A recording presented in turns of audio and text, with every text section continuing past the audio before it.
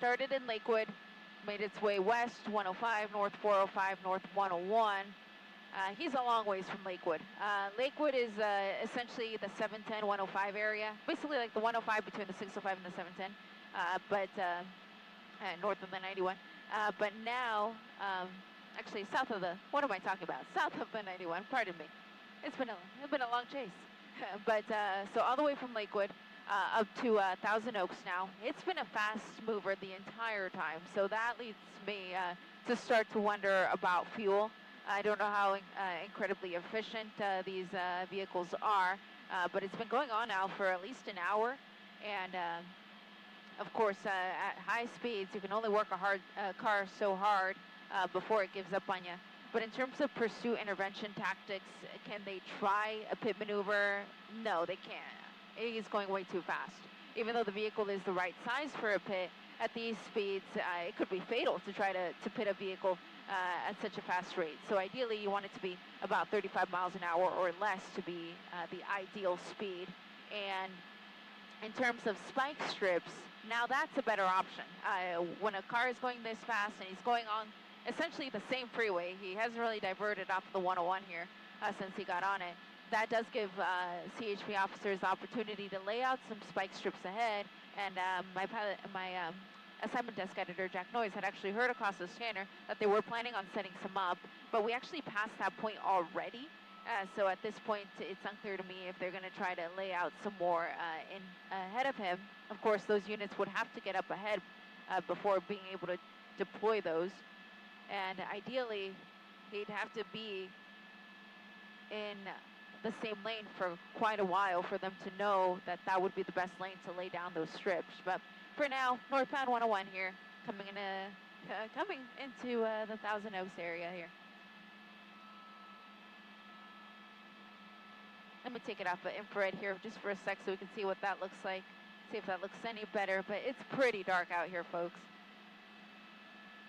We can see the lights of the city of Camarillo up ahead, so we're good to fly through here, but you can see that this is actually an area of the 101 freeway that is under construction, and this isn't the first area of construction that he's come through.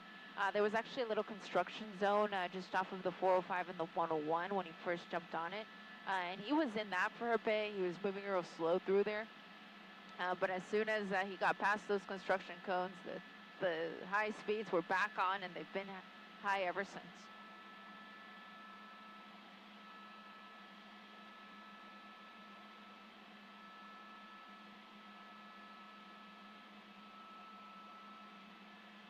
And I'm getting messages from you guys on Twitter, so thank you. Sammy Sam likes the infrared. I do too, Sam, because I can actually see the car. It's a pretty dark area. So even though it does make the shot look a little bit red, at least we can see him. He is driving blacked out, which isn't helping my cause here. But with the infrared and with the night sun of the helicopter, it should start to look better. Once he gets into a better lit area, I may even be able to take it off the infrared because I can see that the night sun is now on, so that helps. But continuing at about 110 miles an hour, 101 freeway at Flynn Road, now entering Camarillo.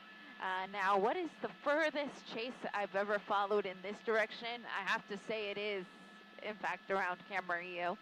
We get to around kind of like Montecito area where essentially we are not able to send a signal back because it's just too far. But in terms of a pursuit, I believe Camarillo is pretty much the furthest we've gone in this direction. Up north, the furthest we've gone is Bakersfield. Down to the south, furthest is Mexico. And then to the east, roughly Palm Springs. There we go. I just took it off the infrared because I can see that the CHP night sun is now lighting the vehicle, so we should be able to see it just fine. And again, if you're just tuning in, this is a pursuit of a stolen vehicle. My pilot, James Pollard, first spotted it out the window when we were over SoFi Stadium covering the Taylor Swift concert. And the pursuit was just making its way through Inglewood at the time, so we were in the right position to get overhead quickly. He made his way westbound on the 105 to the northbound 101, and then, or northbound 405 rather, to the northbound 101, where we still find ourselves here, 101 freeway at Camarillo.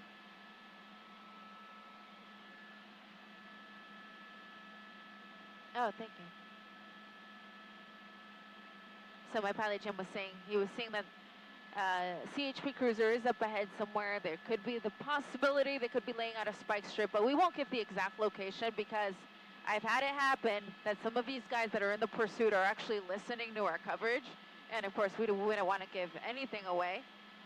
So we'll wait for him to pass that point where we see that cruiser, and then we'll see what happens.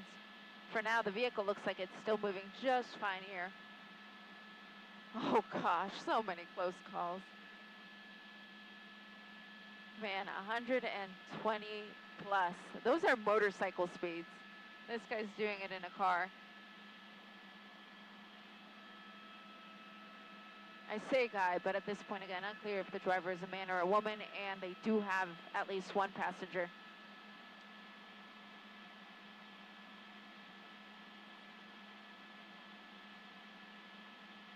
Let's see. Yeah, I didn't see anything. So he just passed that unit that we were watching. I was waiting to see if we saw anything that looked like a spike strip on the road. I didn't see it, but it could have been a situation where that cruiser had just gotten there and was trying to set it up and didn't get a chance. That does happen. He's hitting the brakes here.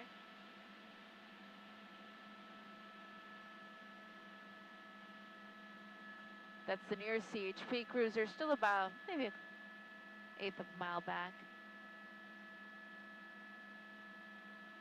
He may be exiting. Yeah, it looks like he's exiting. Okay, so first time that he's exited during this pursuit.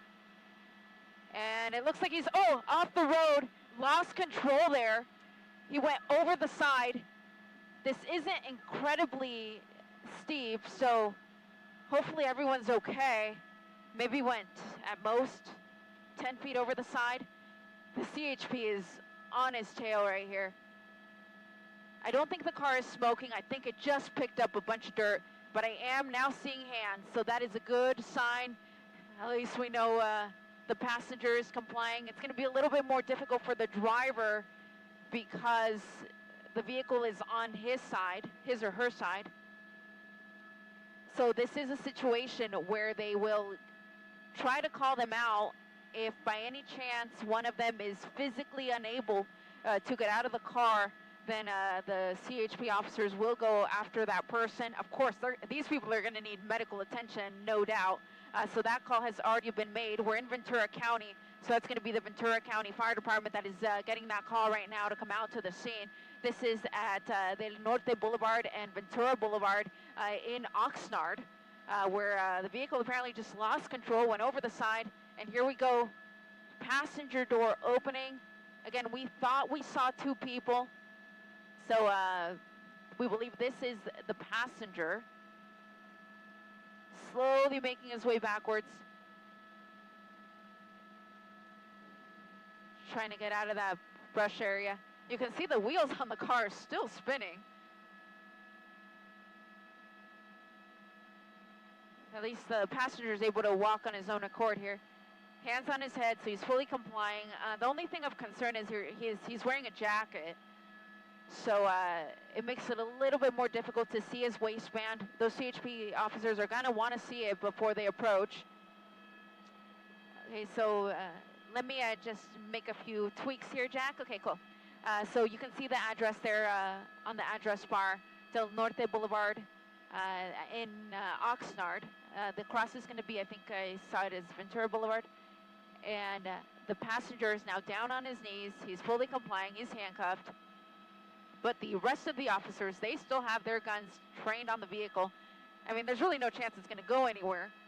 But the question is, will the driver be able to get out on his own? And is there anybody else inside?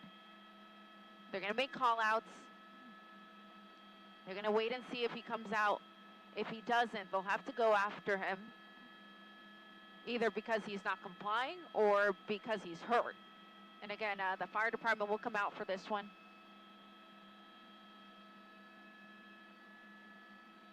Pushing again here. We do see a rear door opening. Okay, so rear door opening. This could be the driver just crawling into the back seat, potentially. Also looks like a young guy.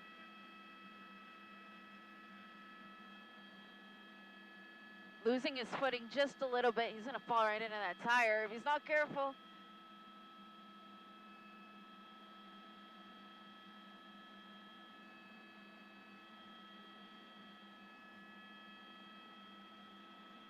Okay. So stepping back. So he appears to be fully complying, but same thing, just like his buddy. He is wearing an oversized sweater, so that makes it difficult to see his waistband. The officers will want to check that carefully to make sure that there's nothing on his person that could possibly harm any of these officers. But at this point, fully complying, hands on his head, down on his knees. They're going to handcuff him. And the call-outs will continue because we saw him come out the back. That doesn't mean he's the driver, but I would venture to say that there's a possibility. But then you have to wonder, why didn't he just come out the front passenger door if he was the driver in the front? So unclear at this point. We'll just keep watching the car, see if anybody else comes out.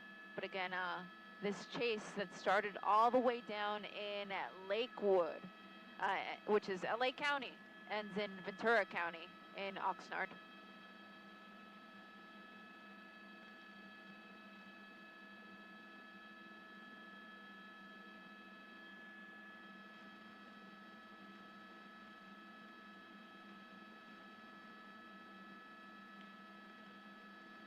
And real quickly, I'm just going to do a quick update for our sister station, Telemundo. Buenas noches una vez más desde el helicóptero. Yo soy Eliana Moreno reportando sobre el final de una persecución policíaca que ahora se encuentra en la ciudad de Oxnard, en el condado de Ventura. Esta persecución terminó en la calle del norte, cerca de la autopista 101, donde el conductor trató de salirse de la autopista, pero perdió el control y se estrelló, terminando al costado de la calle, y donde, como pueden ver, las llantas continúan moviéndose y los oficiales del Departamento de la Patrulla de Caminos de California siguen viendo al vehículo, tratando de averiguar si posiblemente hay alguien más adentro.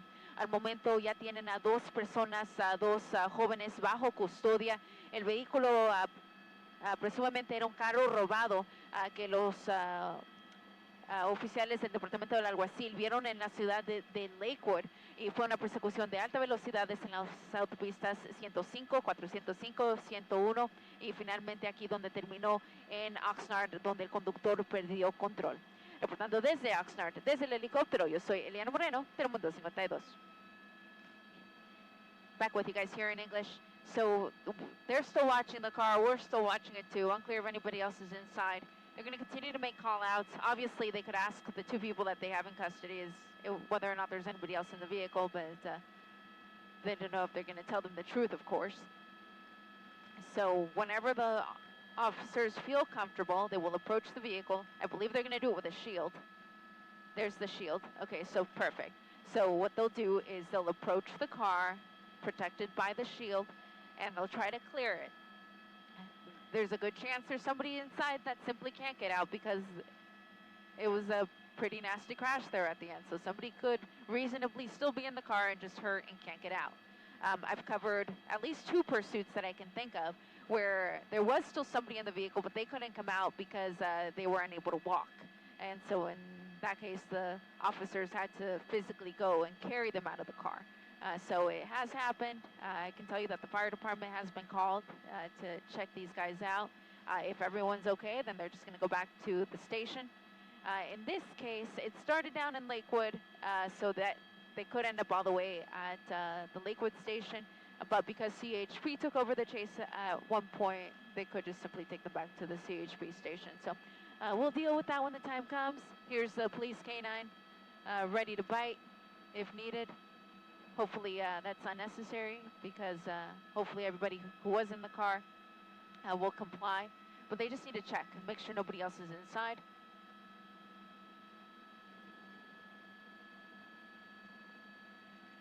They're giving ample warning to, if there is anybody in the car, they're giving ample warning. They're letting them know, hey, if you don't get out of the car, the dog will bite you.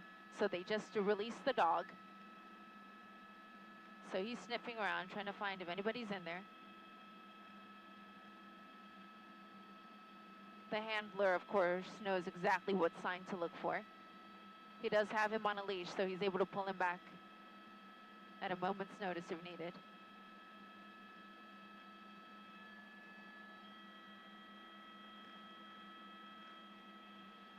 Now you have 2 shields and a police canine.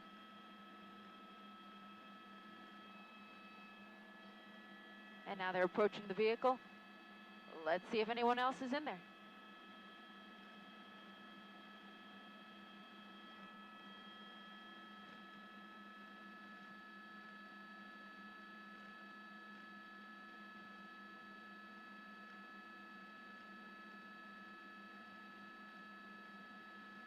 Code 4. So we just saw that female CHP officer do the number 4 with her fingers. That means it's the universal code for them for all clear. So at least the inside of the vehicle is clear. They have to pop the trunk just to make sure that nobody's hiding in the trunk. Oftentimes this is the part that takes the longest because they can't figure out where the trunk release is.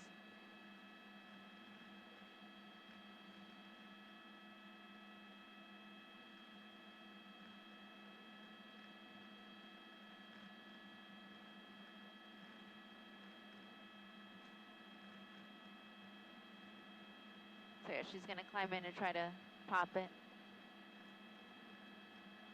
While they figure that out, again, this was Lakewood Sheriff's pursuit. It was handed over to the CHP at one point. High speeds the whole time, 100 miles plus, except for when he got stuck in a construction zone.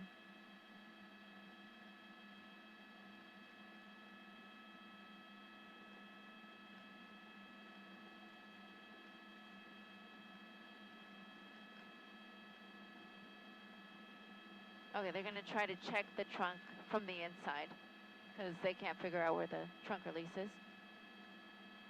And their posture has obviously changed. They're a lot more relaxed. There's the code 4 yet again. So that is that. Crazy chase all the way from Lakewood to Oxnard. Now over.